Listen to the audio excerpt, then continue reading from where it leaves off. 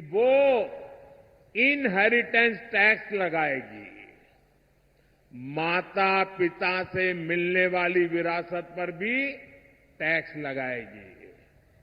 आप जो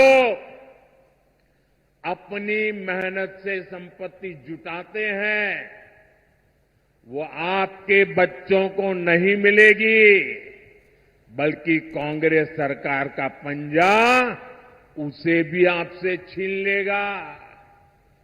यानी कांग्रेस का मंत्र है कांग्रेस की लूट, कांग्रेस का मंत्र है कांग्रेस की लूट, जिंदगी के साथ भी और जिंदगी के बाद भी।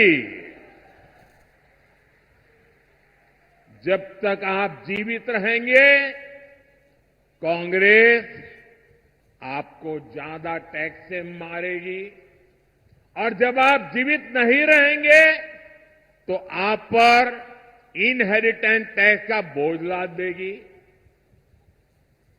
जिन लोगों ने पूरी कांग्रेस पार्टी पैतृक संपत्ति मानकर अपने बच्चों को दे दी, वो लोग नहीं चाहते कि एक सामान्य भारतीय अपने बच्चों को अपनी संपत्ति दे। भाइयों बहनों, हमारा देश संस्कारों से, संस्कृति से उपभोक्तावादी देश नहीं है।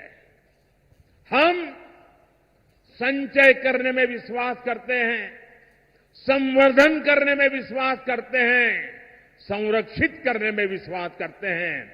आज अगर हमारी प्रकृति बची है, पर्यावरण बचा है, तो हमारे इन संस्कारों के कारण बचा है। हमारे यहां घर में बूढ़े मां बाप होंगे, दादा दादी होंगे, उनके पास एक छोटा सा भी गहना होगा ना, अच्छी एक आध चीज होगी तो संभाल करके रखेगी, खुद भी पहनेगी नहीं। क्यों? वो सोचती है मेरी पोती की जब शादी होगी तो मैं उसको दूंगी, मेरी नाती की जब शादी होगी तो मैं इसको दूंगी। यानी तीन तीन पीढ़ी का सोच करके वो खुद अपना हक भी नहीं भोगती, वो बचा के रखती है ताकि अपने नाते नाती को भी दे सके। ये मेरे देश का स्वभाव है। मेरे देश के लोग कर्ज कर करके जिंदगी जीने के शौकीन लोग नहीं है, मेहनत करके जरूरत के हिसाब से खर्च करते हैं और बचाने के स्वभाव के हैं। ये भारत के मूलभूत चिंतन पर, भारत के मूलभूत संस्कार पर ये कांग्रेस पार्टी कड़ा प्रहार करने जा रही है। और उन्होंने कल ये बयान क्यों दिया है, इसका कारण है,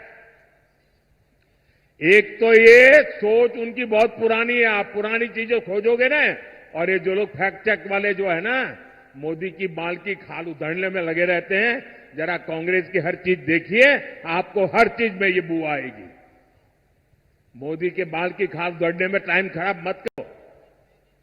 लेकिन मैं कहना चाहता हूं, ये कल तूफान इनके यहां क्यों मच गया, जब मैंने कहा कि अर्बन नक्सल, शहरी माओवादियों ने कांग्रेस पर कब्जा कर लिया है, तो उनको लगा कि कुछ अमेरिका कहना चाहिए। ये मोदी ने इतना बड़ा आरोप लगाया तो बैलेंस करने के लिए वो उधर की तरफ मुड़ने का नाटक कर रहे हैं, लेकिन वो आपकी संपत्ति को लूटना चाहते हैं, आपके संतानों का हक आज ही लूट लेना चाहते हैं। क्या आपको ये मंजूर है? ये आपको मंजूर है? जरा पूरी ताकत से बताइए, उनके कान पे सुनाई दे, ये मंजूर है? देश से चलने देगा? आपको लूटने देगा? आपके बच्चों की संपत्ति लूटने देगा? साथियों, जितने साल देश में कांग्रेस की सरकार रही, आपका हक का पैसा लूटा जाता रहा। लेकिन भाजपा सरकार आने के बाद अब आपके हक का पैसा आप लोगों पर खर्च हो रहा है। इस पैसे से छत्तीसगढ़ के करीब 13 लाख परिवारों को पक्के घर मिले। इसी पैसे से यहां लाखों परिवारों को मुफ्त राशन मिल रहा है। इसी पैसे से 5 लाख रुपए तक का मुफ्त इलाज मिल रहा है।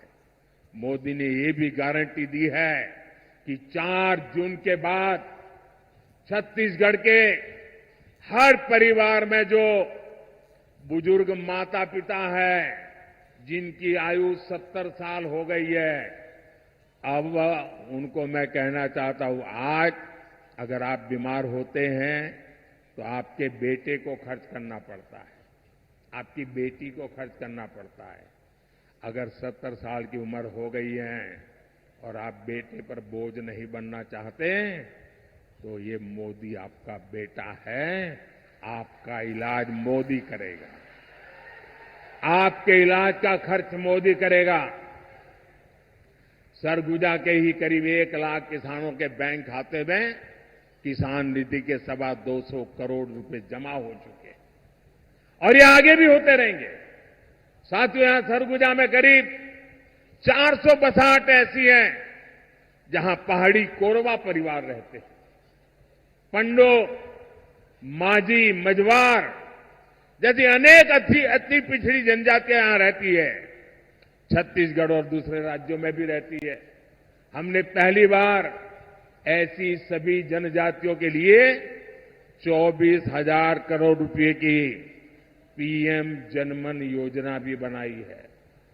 इस योजना के तहत पक्के घर, बिजली, पानी, शिक्षा, स्वास्थ्य, कौशल विकास ऐसी सुविधाएं पिछड़ी जनजातियों के गांव तक पहुंचेगी।